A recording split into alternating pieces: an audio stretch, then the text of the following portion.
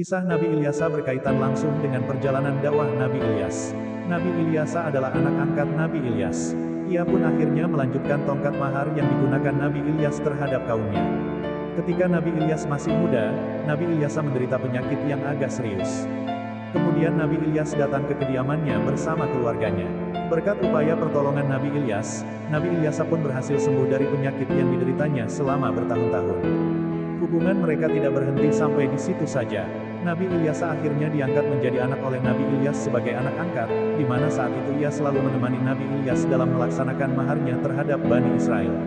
Setelah Nabi Ilyas wafat, Nabi Ilyasa pun mulai melanjutkan peran dari tongkat dakwah Nabi Ilyas yang dibuat oleh ayah angkatnya tersebut sejak lama. Mulailah perjalanan kisah Nabi Ilyasa dengan mencari kemaslahatan umat Islam saat itu.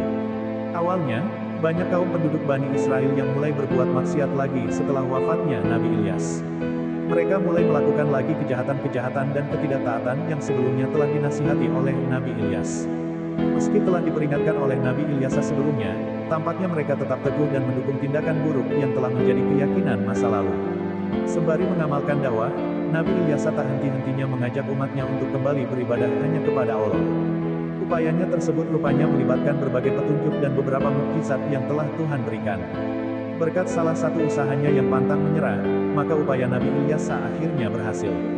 Dan Ismail, Ilyasa, Yunus dan Lut, masing-masing kami lebihkan derajatnya di atas umat lain pada masanya.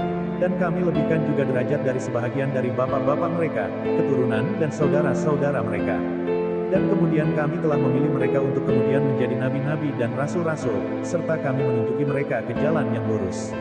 Terkait ayat di atas, Yunahar Ilya menyatakan bahwa dalam kisah Nabi Ilyas, tersebut yang dikutip Suara atau Media Muhammadiyah bahwa keempat Nabi Ismail, Ilyasa, Yunus, Lut dipilih oleh Allah menjadi orang yang lebih dihargai dan tinggi derajatnya daripada orang-orang pada masanya.